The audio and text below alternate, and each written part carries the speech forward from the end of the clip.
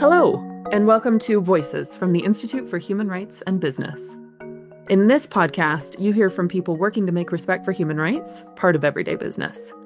I'm Haley St. Dennis. I'm head of Just Transitions at IHRB. Just Transitions being this idea that you can achieve not only a cleaner future through climate action, but also a fairer one. And in this episode, you're going to hear the story of Collie's Just Transition. Collie, in Western Australia, has been a coal town for over 100 years, and it's currently about halfway through the closure of all of their coal-fired power plants. But at the same time, they're also securing new green industries to deliver jobs for the next 100 years. So it's a rare and incredible just transition model to learn from. Really a blueprint for the world's 8 million coal workers who might be worrying about their jobs right now. And that's the reason why it's the first feature in IHRB's Just Stories project. This is our global search for stories of the most successful just transitions we can find around the world, unpacking the people, the perspectives, and the relationships behind what makes them work. But before diving into that audio story, let's hear from Darcy Gunning, who's from the Australian Manufacturing Workers Union, the AMWU, who represent metal workers, a really important group in the coal industry. Darcy's played a key role in Collie's Just Transition, and he brought me up to speed on some of the successes, but also challenges they've experienced so far. I think the biggest hire will be seeing our members walk into a new workplace that they've constructed as part of the transition program. But I think there have been a couple of really big moments over the last few years where workplace leaders, I think about people like Chad, who you'll hear about in the story. He works at Griffin Coal, one of the two coal mines in Collie. And in 2016, there was a period of extreme industrial dispute. There was 2 years worth of on and off action, culminates in 180 days of strike. The union comes through that pretty bruised. Workers at Griffin Coal cop a 46% pay cut. And Chad, over the last kind of 18 months, he's led a proper transition program. He's built the power through transition to do this. He's returned wages to where they were. He's negotiated, with the union, but he's really, as a workplace leader, led this stuff. A transition package, the first of its kind in Australia, 25% uplift to redundancies, this whole retention package scheme. It's been really incredible work. And I think about other people in the Just Transition Delegates group. Dan Graham, he was a scaffolder contract worker at Muja Power Station, one of the coal-fired power stations in Collie.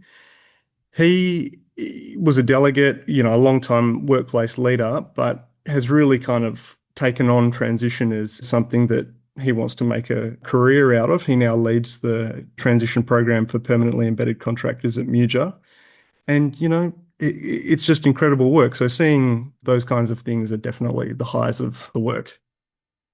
And I think for me, one of the things that's so powerful about the Collie story and journey as a model for others to learn from, and I think you say this later on in the story itself, is that you have to make the benefits of just transitions real in the here and now, not some distant point in the future. And what you just mentioned there are examples of, as you say, the power workers have built, but really specific and concrete uplifts to redundancy packages or inflationary increases and things that mean something for the workers. I think part of that, in terms of what I personally learned from Collie, was how much time you all spent crafting a transition that really honors identity and history and heritage. Can you say a little bit more about how important that has been? Yeah, that's a really big part of the work. One of the kind of guiding principles of all of this is that these are jobs that have kept Western Australian lights on for, 100 years.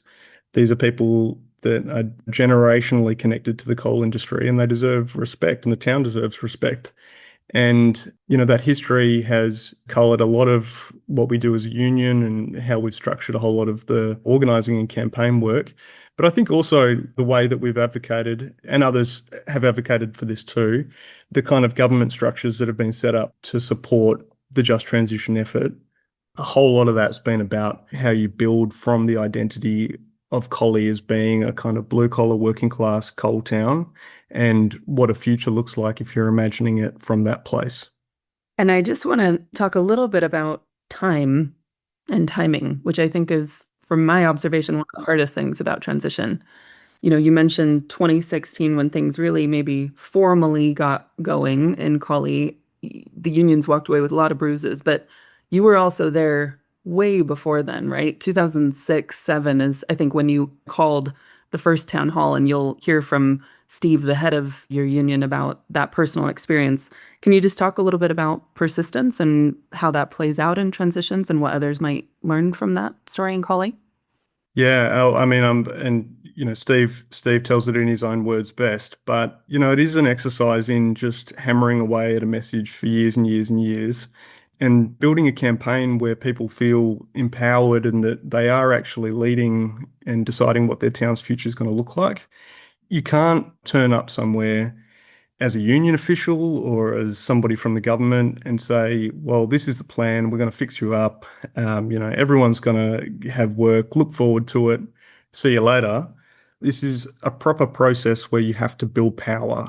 Steve, all those years ago in 2007, he was engaging in that. He was building power. He was trying to move conversations that were at the time really challenging to a place where people could recognize that maybe the town could look really different. Maybe we could have a place in some of that change, and maybe my kids will be able to work in Collie for the next 30, 40 years, and their kids too.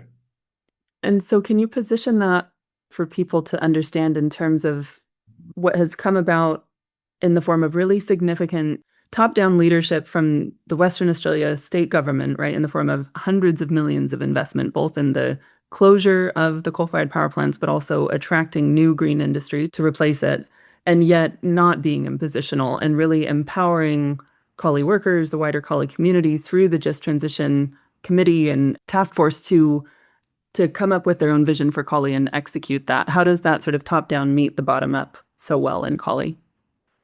Well, I think that there was a whole lot of emphasis placed on what the machinery of transition looks like in the early days of setting up the Just Transition Plan. So this comes in around 2018, 2019.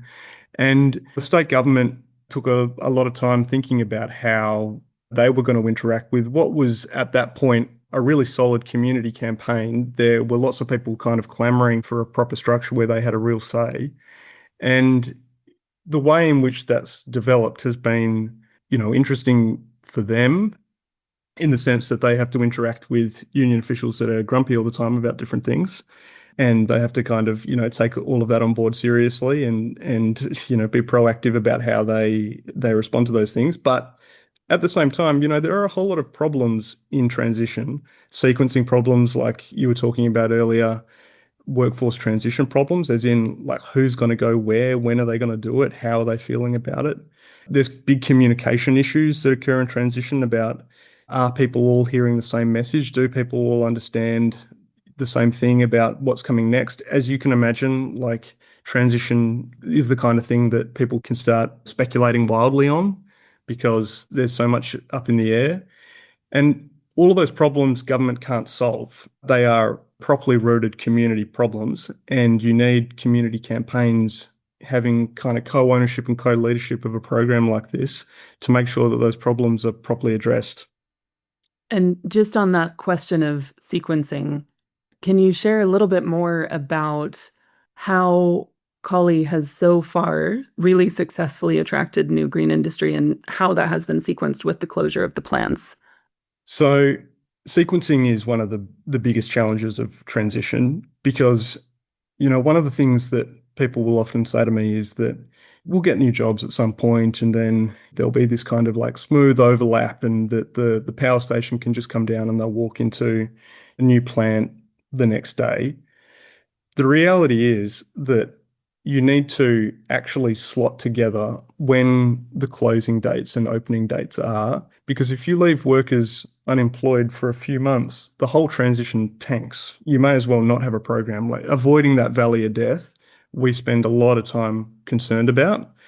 And there's no easy fix. This is like threading the needle, and there's a whole lot of work coordinating with new industry directly, saying, look, this is where we think some of these closures are going.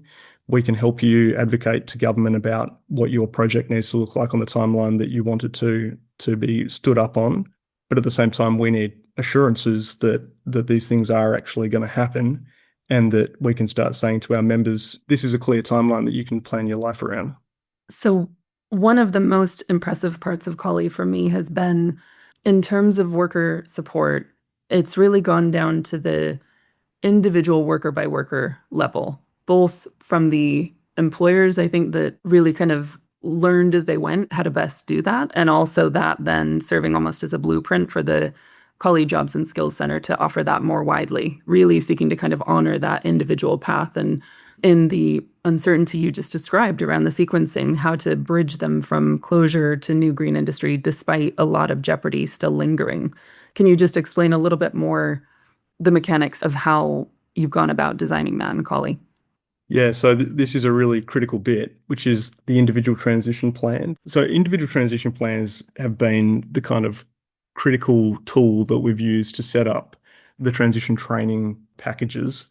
They've been used by the Collie Jobs and Skills Centre through the local TAFE, which is the state government training entity, and then in-house at Synergy. And you'll hear, I think, in a little bit from Liz Baguetta and her team about the Synergy in-house work and, the excellent program that they run. But the individual transition plans in the early days of the Just Transition Plan were all about kind of throwing open the doors. You can do whatever you want. There's some really great examples of people at Synergy in particular doing training courses in becoming a beekeeper, or there's a bloke that started his own drone business from his individual transition plan. The logic of it was, if you throw open the doors, there are a whole lot of people that work in the coal industry that haven't trained for years and years and years. Some people didn't finish school. There's truck drivers in the coal mines that have been there since they were 13, 14 years old. You are going to face this really significant challenge of a cohort of workers not wanting to train. So the individual transition plan really is this tool that breaks all of that open. You can do whatever you want. It's about you. You imagine your future, and the Just Transition Plan will make sure that it happens. And as we're coming closer and closer to new industries starting construction and the types of jobs in particularly the green steel mill and green magnesium refinery firming up, the individual transition plan takes on a different form, and it's a much more kind of sharp instrument designed to get a whole bunch of people from, having appropriate skills to work in a mine or in a power station to working in a mill.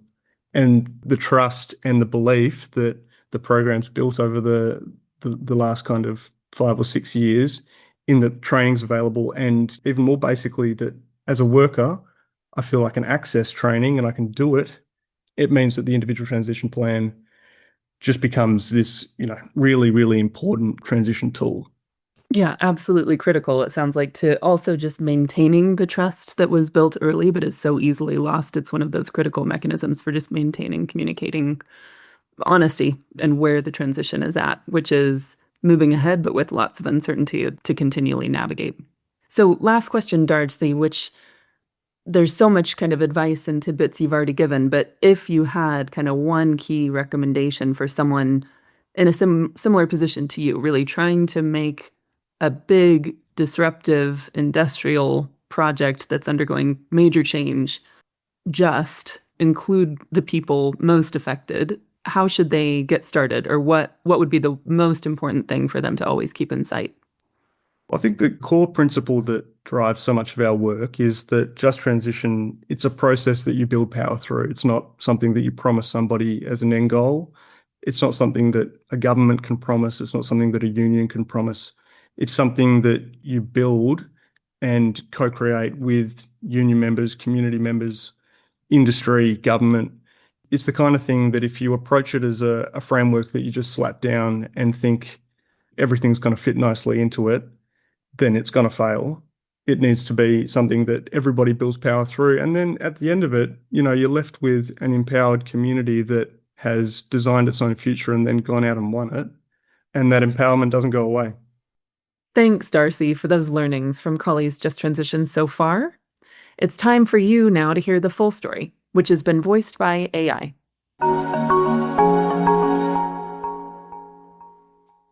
Collie's Just Transition, a blueprint for the world's 8 million coal workers. One evening in 1883, stockman George Marsh was tending his sheep in the lush, undulating hills of the Collie River Valley in Western Australia, WA. As dusk fell on the wild terrain, Marsh gathered some dark rocks from the river's edge and placed them around his campfire. But to his amazement, the rocks set alight. Such were the humble origins of the coal mining industry in Collie, with the birth of the eponymous town following shortly after. And 130 years on, coal still runs as deep through Collie's culture as the rich seam of fossilized carbon beneath the ground. Located on land belonging to the indigenous Wilman, Noongar people, the area was colonized in the 1880s after Marsh's discovery. It soon became the heart of coal mining and coal-fired energy production in the state, and its 2 coal mines and 3 coal-fired power plants have powered the Southwest Interconnected System, WA's main electricity grid, since 1931. Growing up here, I remember feeling the tremors every evening from the underground explosions, recalls Ian Miffling, current president of the Shire, mayor of Collie. Collie eventually switched from deep underground mining to open-cast mines in the 1990s. Today, to visit the open-cast mines at the edge of town is to enter another world. Vast yawning grayscale chasms as far as the eye can see, an anthropogenic landscape of epic proportions. The eye struggles with the perspective. 30-ton dozers and dump trucks appear like children's toys on a moonscape. Around 1,300 of Collie's 9,000-strong population work in the coal industry, a number closer to 1,800 when you consider contractors and ancillary workers. At the town's heart, the high street is bisected by a solitary train track, an integral artery whose sole purpose is to inexorably pump out coal from Collie's mines to the various power plants that keep the lights on across Western Australia. Collie is a microcosm of the transformation underway in the global coal industry. As the world's coal-producing regions struggle to decarbonise their economies by mid-century without devastating local communities, the diminutive Collie offers a promising blueprint for a just transition away from coal, one that pays due respect to the human and labour rights of its workers. With the energy transition likely to cost over 1 million coal-related jobs worldwide by 2050, Collie has successfully garnered close to $700 million Australian dollars in investment to retrain and repurpose its coal workforce, revitalise its high street and tourist economy, and attract new green industries such as battery energy storage, green steel, graphite processing, and magnesium refining. "Coal is in my blood," says Chad Mitchell, a third-generation coal miner at Griffin Coal, whose family have called Collie home for 6 generations. Despite the challenges posed by his employer's precarious future, he remains hopeful. He is due to take early retirement, but he's been impressed by the retraining opportunities available to younger miners. The unions have stepped in as a wedge, making good decisions and helping us get a solid plan. The guys at work can do courses within or outside their trades. Knowledge is nothing to carry. This progress, however, wasn't imposed from above. It's the result of a community-led, cross-stakeholder collaboration, forged by close, almost 2 decades of painstaking struggle. Having powered the region for over a century, Collie's public coal-fired power plants, the Mooja and Collie power stations, will gradually be switched off by 2029. And the future of town's coal miners, Griffin Coal and Premier Coal, and its sole private coal power station Blue Waters, lie in doubt.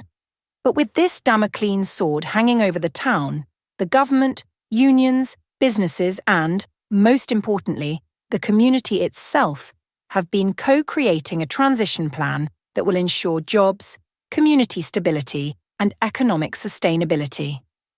And with regions from Appalachia, US, to Shaanxi, China, facing similar challenges, Collie's holistic, worker-focused approach could serve as an important global template for coal towns looking to thrive in a carbon-free future.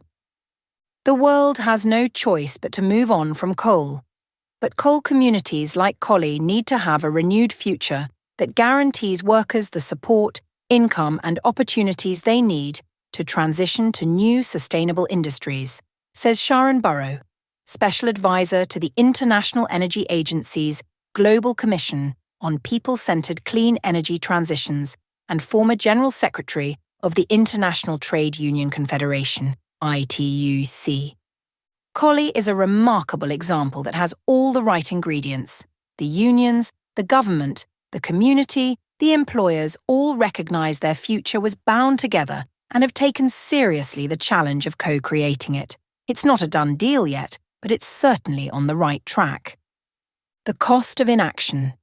The term just transition is a misnomer. There is no industrial or economic transition in history that has been perfectly just.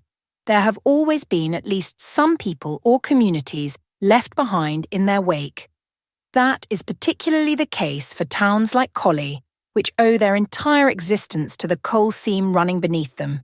It's not just closing the coal industry, it's unravelling the social fabric of community, says Dr. Caleb Goods, Senior Lecturer of Management and Employment Relations at the University of Western Australia, UWA, Business School, and a leading expert on labour and energy transitions.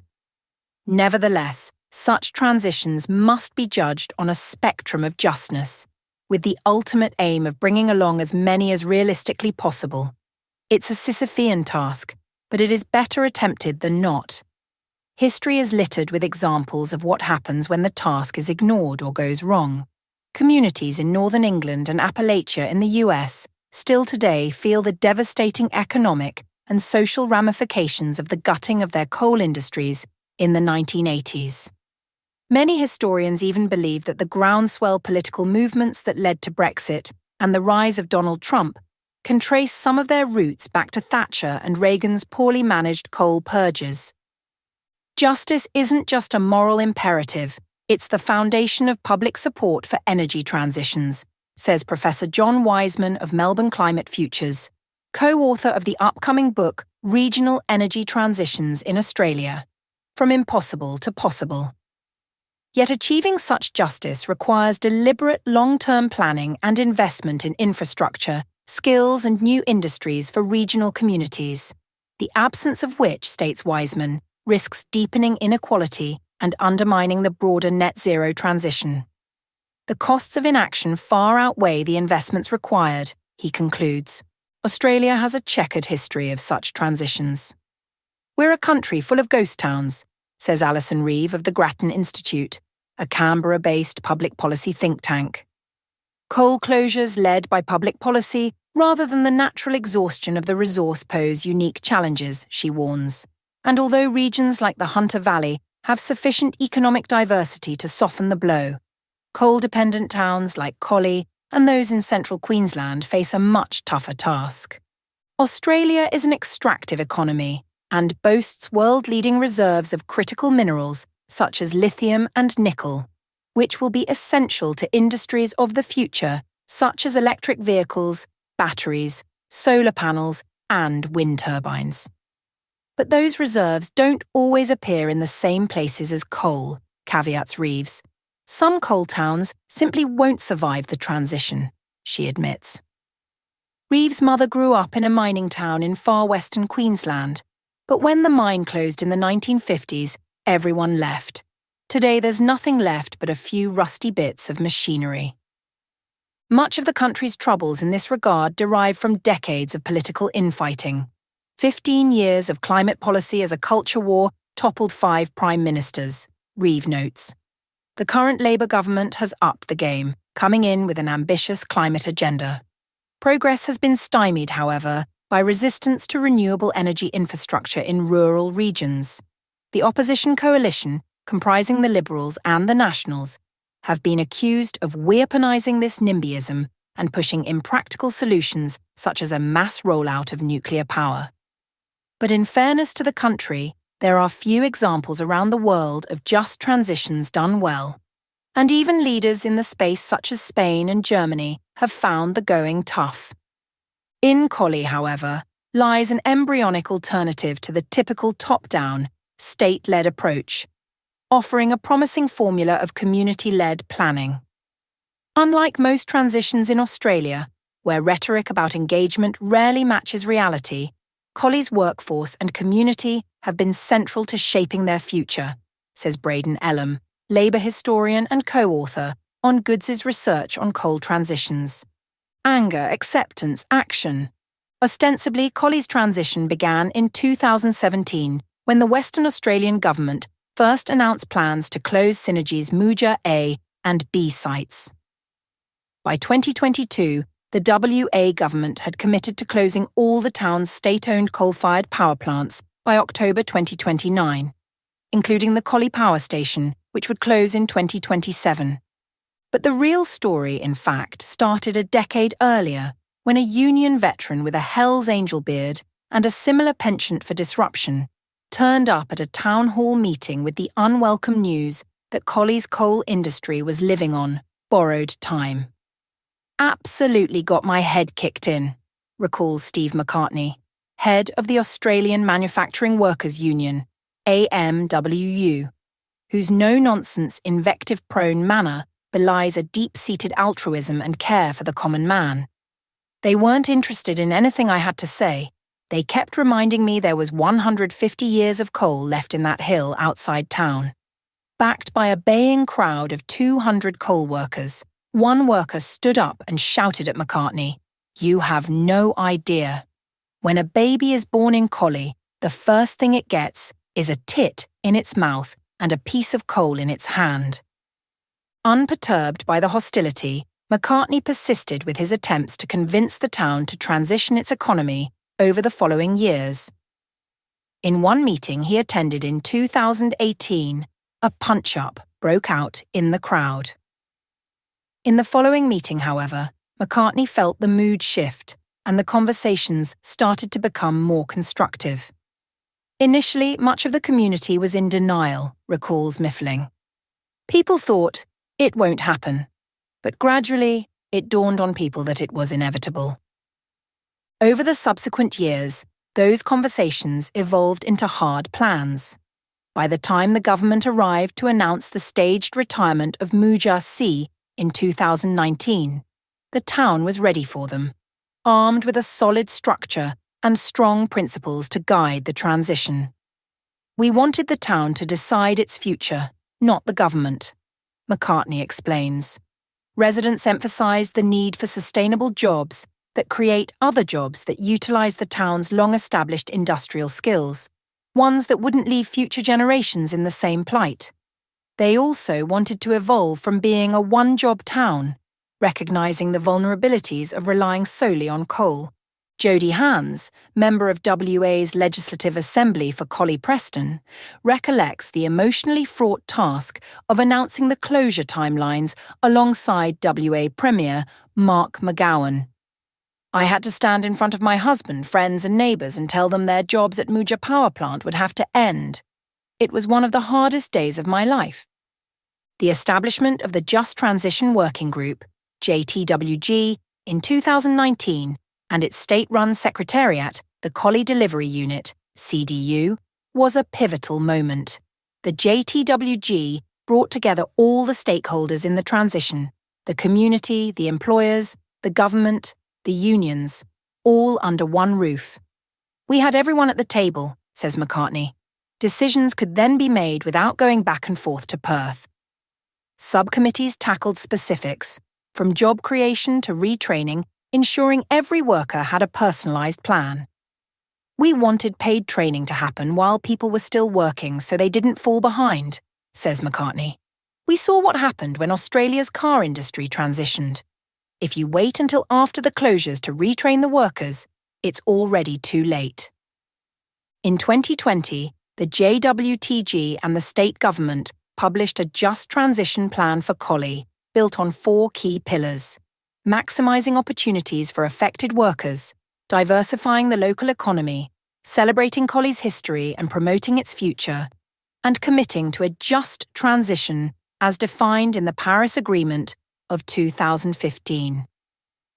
To ensure accountability, the CDU implemented a rigorous action register with measurable goals and regular reviews.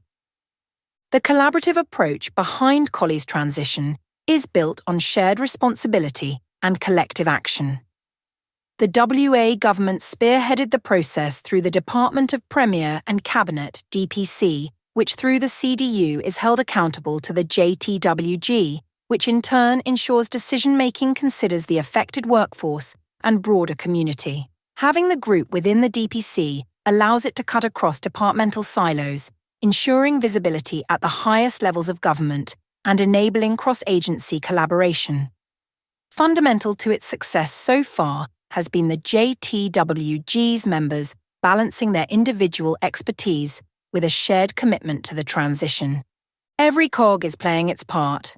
The unions, the Australian Manufacturing Workers Union, AMWU, the Australian Services Union, ASU, Electrical Trades Union, ETU, and the Mining and Energy Union, MEU, played an essential role embedding just transition language into the initial planning efforts and lobbying for worker-centric metrics like skills assessments, paid retraining and support packages. The Shire Council ensures an open line of communication to and from the community. The state-owned utility Synergy initiated a robust worker transition programme, one that inspired the foundations the Collie Jobs and Skills Centre established for its own support services.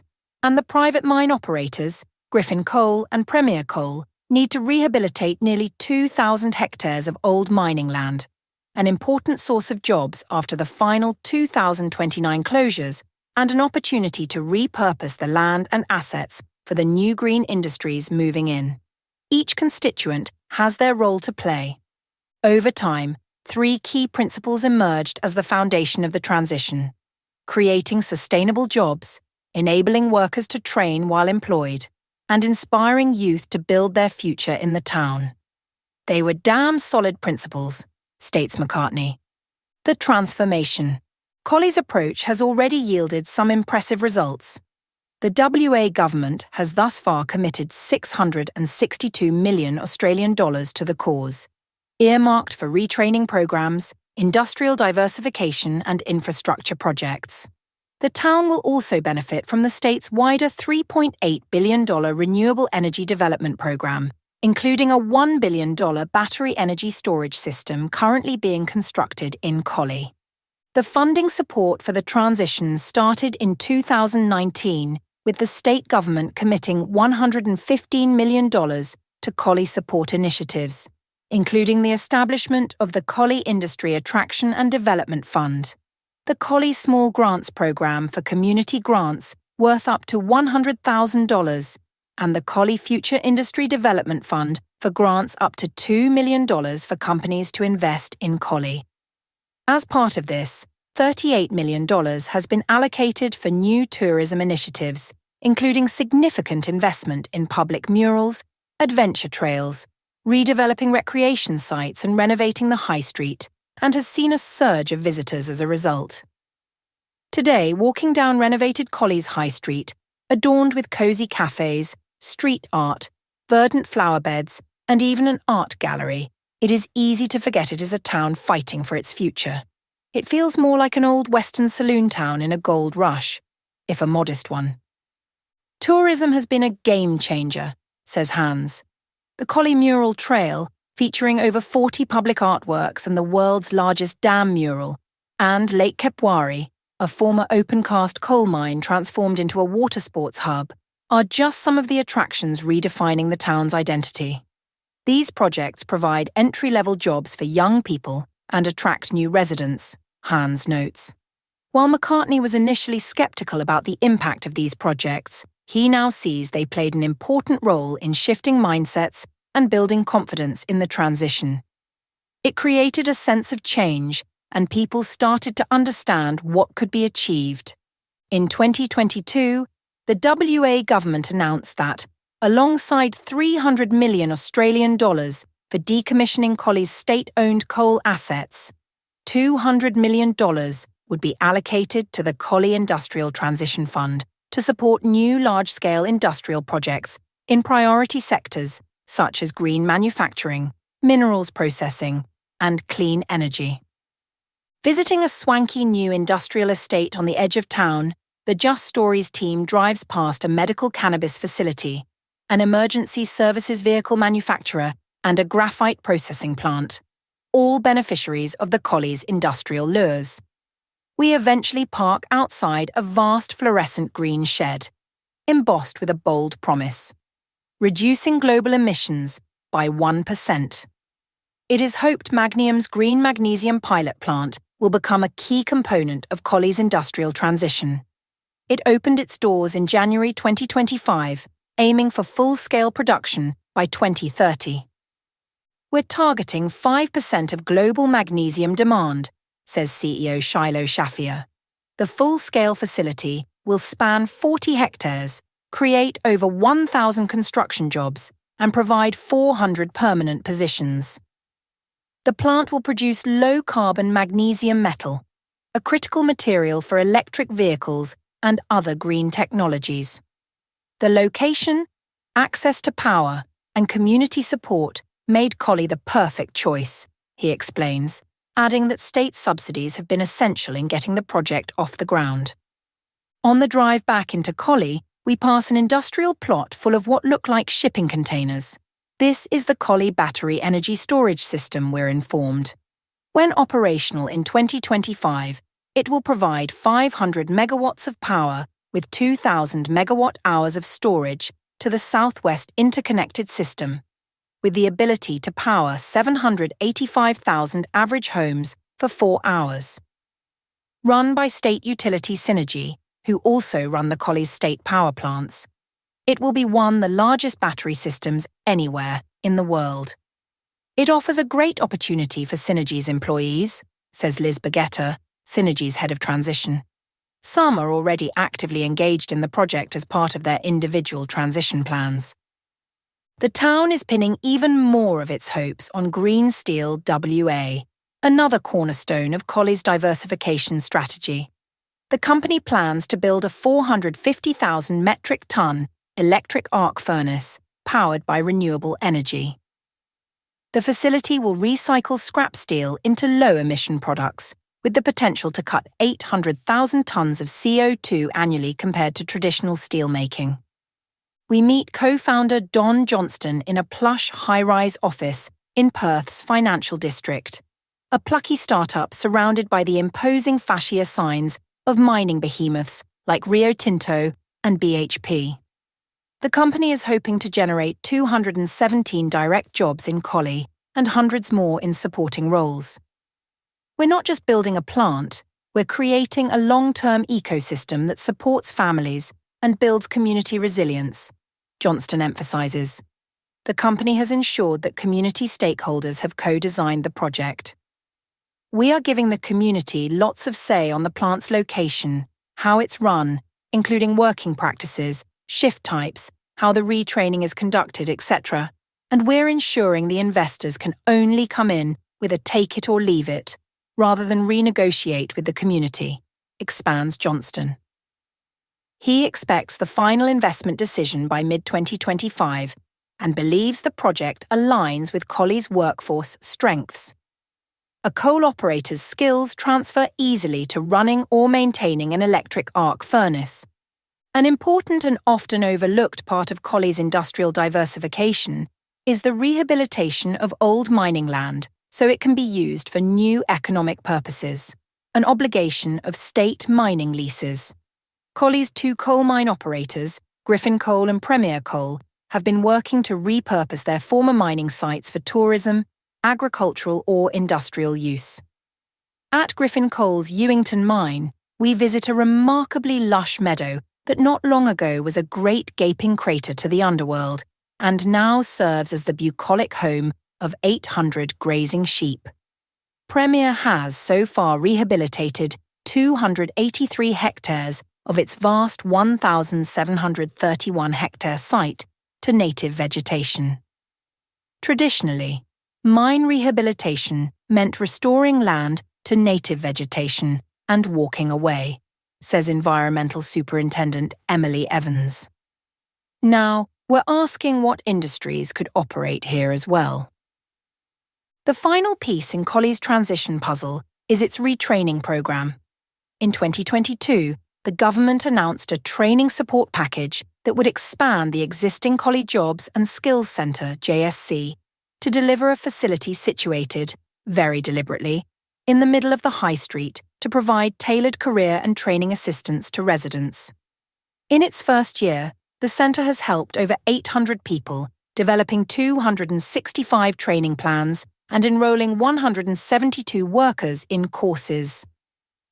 Funding was also committed for new training facilities and a dedicated curriculum fund to develop industry-specific skills, training to meet emerging needs in Collie. We can't train everyone at once. New industries are still evolving, explains JSC manager Nat Cook. So, we adapt to meet changing needs, offering everything from resume writing to on-site consultations. The centre's holistic approach also includes outreach at work sites, ensuring workers can access support while still employed. Separately, coal plant operator Synergy has set up its workforce transition program to provide individualized pathways for workers affected by the closure of the Muja and Collie power stations, offering options like retraining, redeployment, voluntary redundancy, or retirement.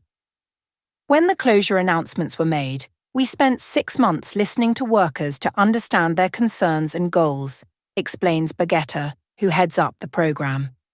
Based on these conversations, Synergy developed tailored plans to help employees navigate their futures. For instance, Chloe, a young administrator, transitioned into the electrical field with the program's support.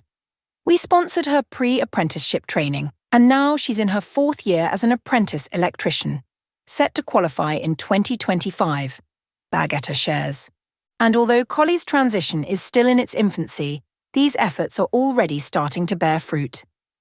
Maintenance workers at Griffin Coal have received a 43% pay rise, paid time training, a 25% uplift to their redundancies, a $30,000 Australian dollar retention package, and the establishment of paid time work councils as a direct result of the just transition process. Similarly, Synergy workers have agreed wage increases of inflation plus 1.5% guaranteed until 2029, paid time training, and a 3-month uplift to their redundancies. Without these wins along the way, no worker would trust me when I stand up in a room and say, "Let's get excited about green steel," says Darcy Gunning, AMWU's campaign's organiser. Just transition should change people's lives right now, not sometime in the future. That is how you start to make the connection in a worker's mind between climate action and their life changing for the better.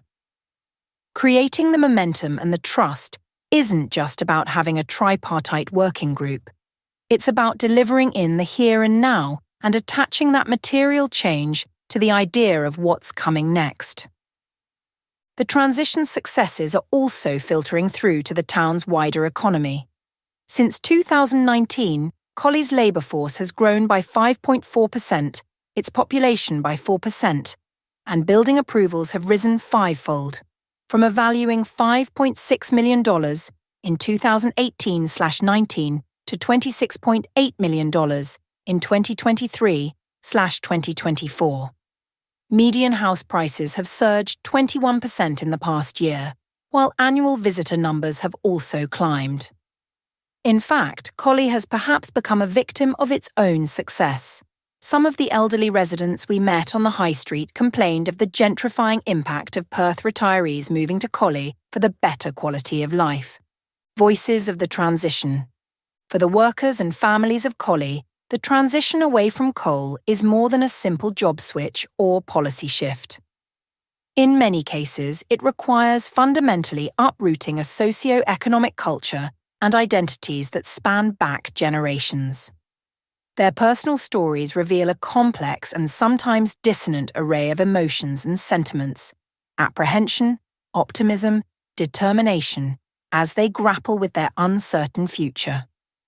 Pete Wilson is a scaffolder at the Muja power plant and moved to Collie 12 years ago with his wife and children.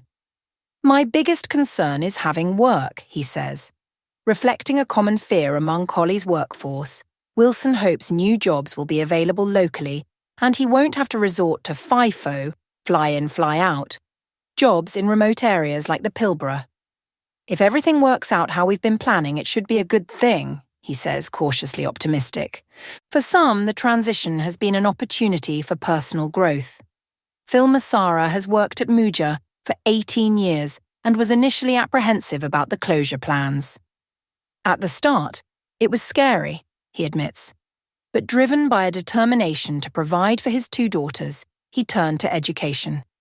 "I'm a special class welder, and I'm doing my Certificate 10 in welding supervision and inspection. It's hard going back to school after 37 years, but it's worth it to have something to fall back on." Similarly, Wilson's colleague at Muja, Randy Irving, is gradually starting to see the positives in the transition. "I'm a man of routine, so the announcement was frightening," he confesses. But the opportunity to retrain and start his own scrap metal business has provided cause for hope that his future could be even better than his past. "For someone like me without much formal education, this is a chance to learn something new. A lot of people in Collie are in the same boat." The prospect of change has been particularly fraught for multi-generational mining families in Collie. Sean Kiro Rinder, an earth-moving mechanic at Premier Coal, has worked in the industry for nearly 40 years. "I've nearly been made redundant 5 times as mines have shut and reopened," he says. At 56, he plans to retire when Premier Coal shuts down, but he's anxious about the futures of his 2 sons, who work with him. They've both got 30-year careers ahead of them, and one really doesn't want to leave town. They're both worried about what's next. Embracing the opportunity to upskill will be essential, Kiro says. Core skills will carry over, but adapting to new industries requires more than just experience. Such concerns are not limited to Collie's workers, but are shared amongst other members of the community. Gemma Miles, a mother of 2, believes in the potential of the transition, but laments a lack of communication in the process. "It's quite confusing," she says. Nonetheless, she has seen tangible improvements in the town. "The new bike trails and murals, those things make a difference," she says. Her husband took the family on one of the new bike trails recently. "I was like, wow, this is amazing." She fundamentally believes tourism and new industries can bring sustainable jobs, but emphasizes the need for inclusive planning and better access to information. There was a meeting about the batteries the other day, but it was at 6:30 p.m, so none of the parents were able to go. Similarly, for resident Leonie Burton, a just transition in Collie means involving the entire community, not just workers. She emphasised the need for a whole-of-community transition, one more observant of the human rights of the Indigenous community and other marginalised groups. While she recognises the progress, she acknowledges the challenges ahead. In the past, discussions in Perth didn't involve Collie. The state government is doing better now, but we need more perspectives from those who usually don't get a voice, like traditional owners and people with other lived experiences, such as the homeless or those with mental health challenges. Blind spots and challenges. Collie's just transition, like nearly all others underway around the world, inevitably has its blind spots and uncertainties. Looking ahead, it faces a series of challenges that could threaten to derail it before it reaches the finish line. Chief among them is finding replacements for the sheer number of coal-related jobs that will be jettisoned. A common concern for policymakers all over the world is the fact that new green industries typically require less manpower than their fossil-based predecessors. They are often not located in the same areas, and the salaries typically pale in comparison. At least for the foreseeable future, the jobs promised by new employers in new green industries like International Graphite, Magnium, and Green Steel WA will only number in the hundreds, far short of the 1,800 coal-related jobs that the AMWU estimates need replacing in Collie. And that's if they come through. Many are still in the early stages of feasibility studies and await external funding. The outcomes are still up in the air. Without multiple large-scale projects, the wheels could fall off, warns UWA's Goods, highlighting the risk of over-promising. Compounding that uncertainty is the timing of the private closures. In Collie, the mines and the power stations are commercially dependent on one another. Premier Coal feeds the Muja and Collie power stations, and Griffin Coal serves the Blue Waters power station. Premier Coal is expected to shut when the last unit of Muja closes in October 2029. But the future of Griffin Coal and Blue Waters is still an open question. Griffin entered administration in 2022 and is currently being kept afloat by a public funding agreement, which is set to end in 2026. If it isn't renewed, which looks likely, that would spell the end of Blue Waters too. This whole thing is a ticking clock, says Gunning. As soon as one domino falls, it's a scramble to keep the rest upright. The upcoming elections also loom large over the town. A change of government threatens to undo the current Labour government's painstaking plans for a just transition. On top of their aforementioned appeals to NIMBYism, the opposition coalition have set out proposals to shift the country's energy transition from renewable to nuclear power. This would include extending the lives of coal-fired power plants and building 7 nuclear plants across the country between 2035 and 2050, including one on the site of Collie's Muja power plant. Plans that would directly undermine the town's efforts to transition away from coal. Just before we arrived in Collie, the Labour and Coalition Party leaders had come to the town on charm offensives for their respective visions.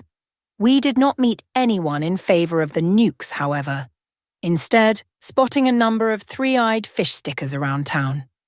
Cultural and social factors add another layer of complexity. For many workers in Collie, mining makes up a vital part of their identity, passed down through the generations. And some of the younger workers have shown a reluctance to retrain for new green industries. McCartney recalls one young miner telling him, "My grandfather was the best dozer operator in Collie, and my dad was the best grader operator. Chicks dig guys who drive dozers and graders. They don't dig guys in lab gear." Similarly, many of the older coal workers lack formal education and basic literacy skills, making training them for the new highly skilled manufacturing jobs a daunting challenge. At a town meeting, one worker admitted, "I left school at 13 and never trained. I don't even know how." Around 10% of the workforce are still grumpy with the transition, according to McCartney, believing that the coal industry can continue. Indeed, one miner we met at the Ewington mine believed that the Blue Waters power station would have to stay open to power the new green steel WA plant, due a lack of sufficient supply of renewable energy. And as Burton alluded to earlier, Collie's transition has come under fire in certain parts of the community for its perceived lack of inclusivity and failure to attend to the human and labour rights of residents beyond the workforce. A recent survey of 200 residents selected by the Climate Justice Union, a coalition of community stakeholders, revealed that fewer than half feel they have a voice in Collie's Just Transition Plan, and only 35% believe the process is fair. Aboriginal voices in particular have been marginalised, with Wilman traditional owners excluded from much of the planning. Phil Oogle, a Wilman Noongar elder, expressed frustration. "There's been no clarity on the transition process at all. It's impossible to get information on it. The mining industry destroyed the landscape here, and now this transition risks repeating that same cycle of exclusion." For Stevie Anderson, another Aboriginal resident, the transition must go beyond industry. "Collie wasn't always a mining town," she says. "The elders should be centred in the process so they can show everyone how best to look after country and the river." Without greater inclusivity, the transition risks perpetuating historical injustices while failing to address broader community needs. There are, however, potential solutions to these issues. Through a participatory research process facilitated by the Climate Justice Union and Edith Cowan University's ECU Centre for People, Place and Planet, community members have called for Collie's training and educational programmes to be expanded to include hospitality, nursing, aged care, and environmental studies, in order to service marginalised communities. Additionally, they advocate for a cultural ranger programme to employ Wilman traditional owners to care for the land in culturally responsive ways. Wilman elders have a unique knowledge of the land and its ecosystems, shaped by more than 65,000 years of stewardship. Who better than us? We've managed a climate transition before. It was 10,000 years ago and called the Ice Age, quips the affable Oogle with characteristic candour.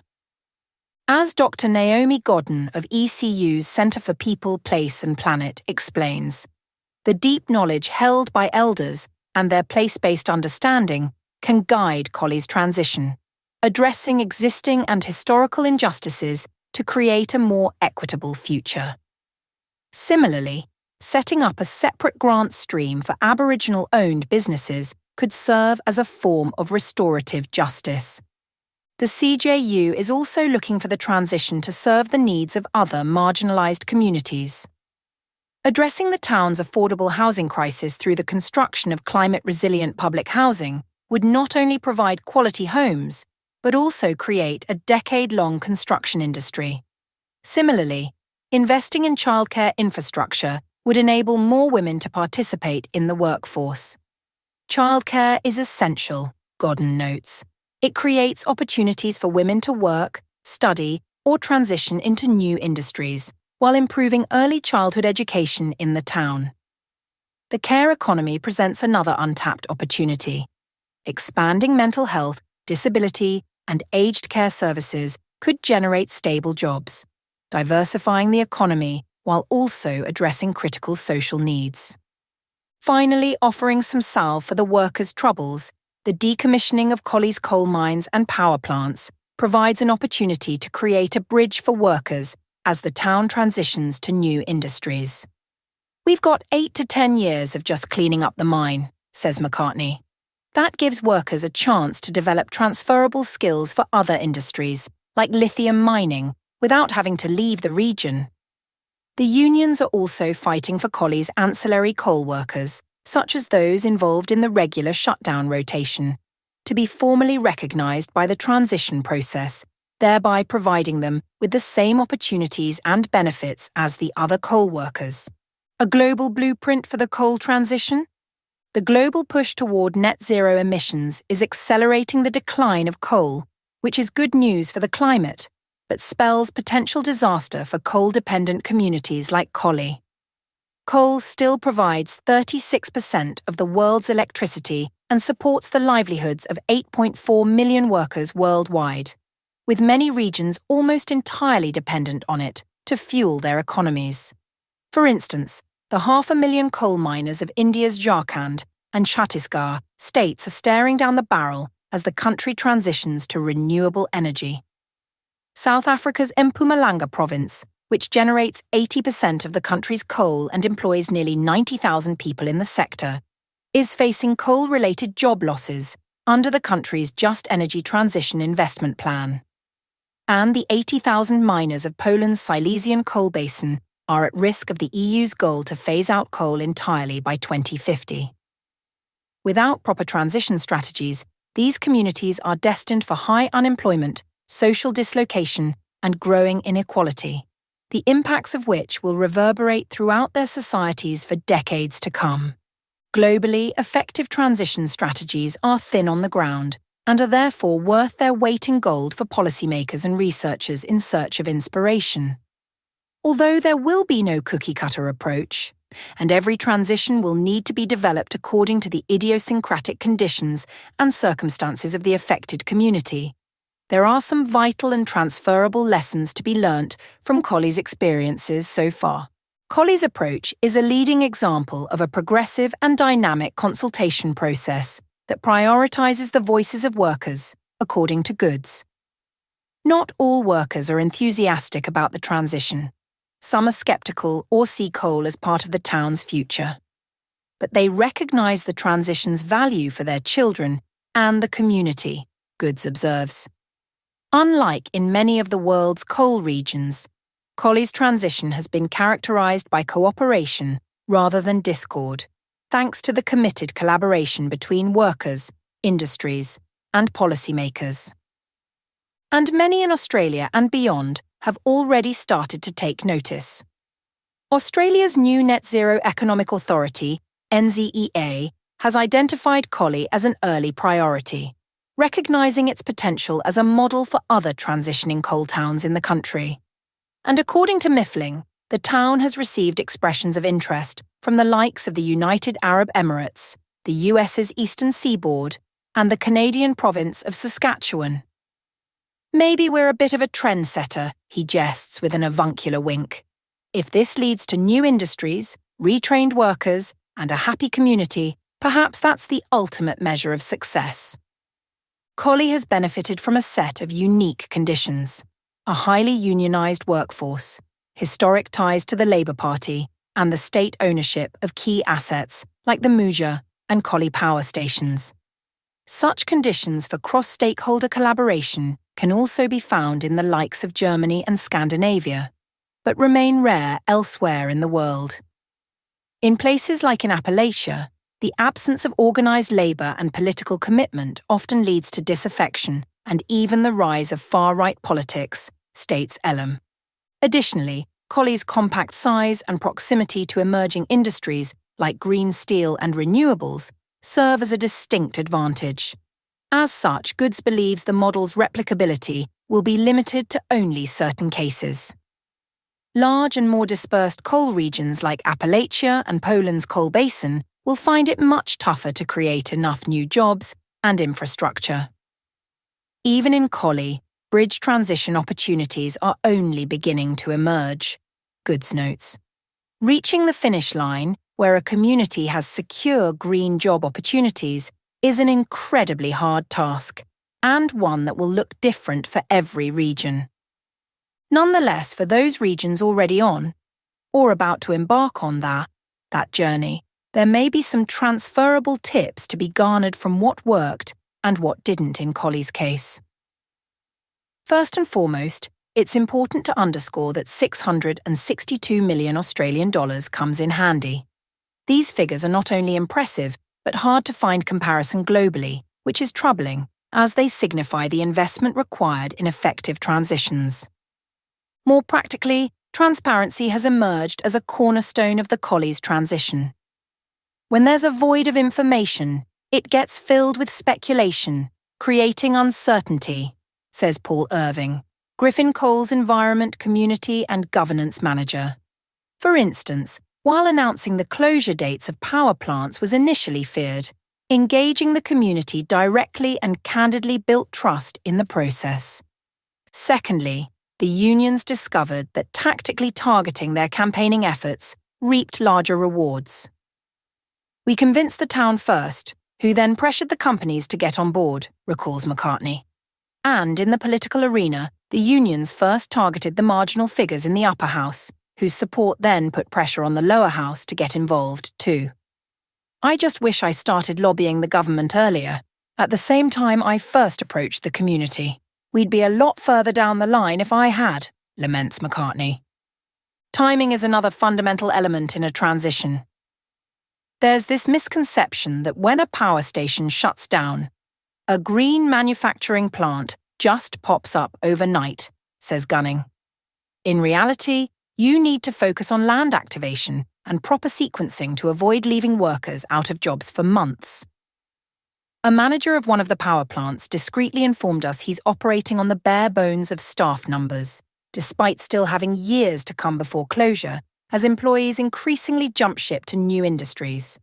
Lastly, and most importantly, none of this would have been possible without getting all the stakeholders around the same table in the Just Transition Working Group and empowering the community to participate in the co-creation of the process.